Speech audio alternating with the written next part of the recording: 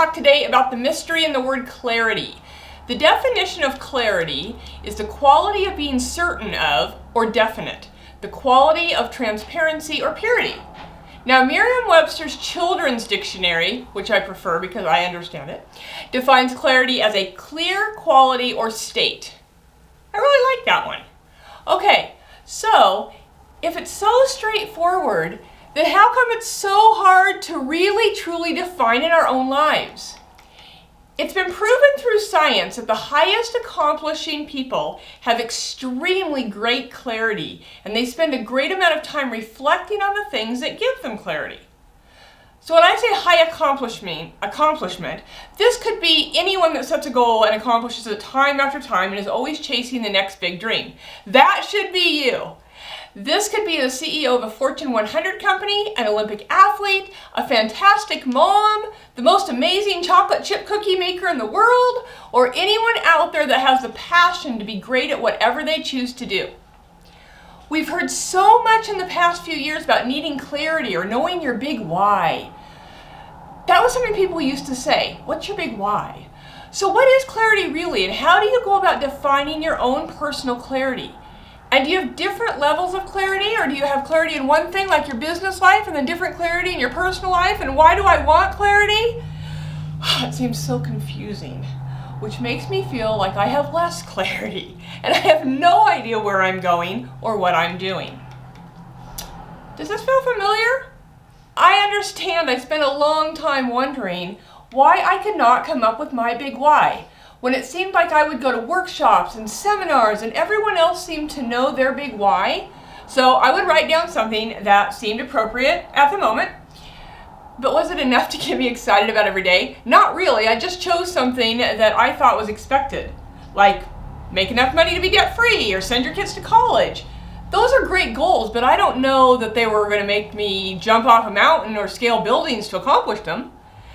Now that I look back, I was certain at the time that I was the only lost soul. But I have a feeling that I was not alone in that room of who the heck I am and what purpose I was supposed to serve. Have you ever been to a hypnotist and when you leave the show it seems that all the people that you're with are buzzing around, they claim to have been hypnotized, yet you just sat there with your eyes closed wondering what was supposed to happen and trying to remember if you locked the front door when you left or if the dog was out?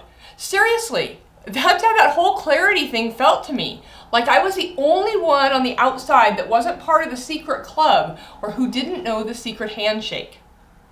Then through a lot of reading, coaching, and personal development training, what I finally came to accept is that you don't wake up one day and clarity has surrounded you and you now know exactly what the plan is and all the steps to get there. I really thought that I just didn't get it, that there was not enough meaning in what I was doing every day to warrant real clarity. Or that maybe I didn't have enough passion in what I was doing.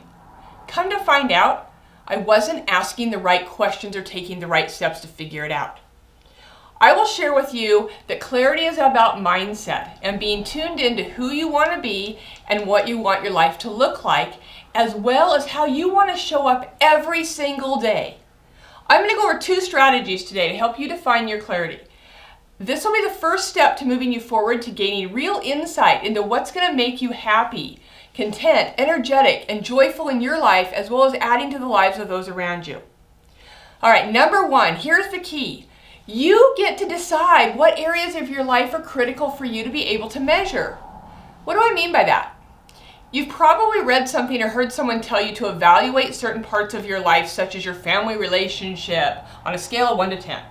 1 being that those relationships suck, and 10 being that you're rock solid, you spend caring quality time together, you are the glue that holds that family together. You nailed it. Okay, rewind.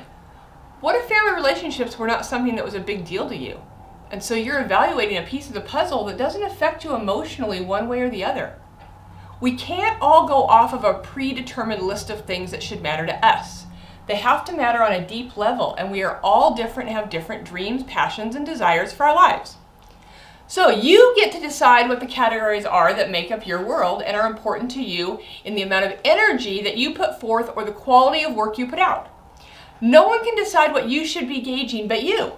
So take out your journal or a napkin, the power bill, anything that you can write on, and jot down the first 6 things that come to your mind that you would like to be able to hold yourself accountable to.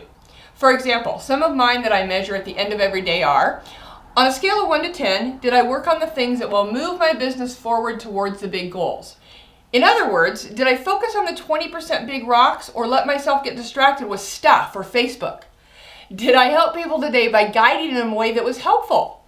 Did I purposely refresh my energy throughout the day, or did I just push all day with no mental or physical break?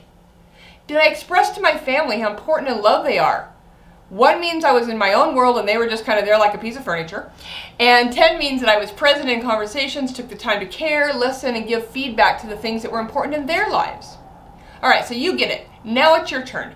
As you are thinking of your categories, you might let yourself mentally wander to self-behaviors, how you want your social interactions at home, work, or life in general to look. What about your specific skill sets that you need to accomplish your goals? Or finally, maybe the way you give back or serve people or organizations is important to you. Again, these are just wide subjects to consider. Don't let me tell you what your categories for evaluation should be. Jot down at least 6 areas that are critical for you to be amazing in. Areas of your life that you know would change your outlook if you were approaching a 10, even if today you're a 1. All right, number 2, design a clear path with the end in mind. So I was reading a really awesome article that made some great points about how difficult it is to gain clarity on what you want if you're just living day to day or month to month. Some people live moment to moment and are truly dodging whatever comes their way without any thought or purpose. Looking way out to the end and seeing the life that you want to have can give you a much clearer path and plan to get there. For example, if I know that my goal is to take a vacation to a tropical island when I save enough money, versus I see myself having the vacation in 18 months on the island of St. Thomas at the Ritz-Carlton. Which do you think is easier to plan for? I can now set a date, book the hotel, figure out how much money I need to save and divide that into monthly amounts, etc., etc. Now that's a very short-term small goal. What if you did the same thing with your business or say your retirement? It is so much easier to work backwards. Give it a try. Do the simple exercise of writing down something that you know that you want to accomplish months or years from now. Visualize what it's going to be like, put great detail into it, and start planning how and what you need to do to make it happen. That, my friend, is true clarity. That will give you the steps to succeed. I hope this has given you some insight into your own journey towards clarity. If this proved helpful, please like it, share it, or comment below. Remember, as you go through your day, the choice is always yours to focus forward.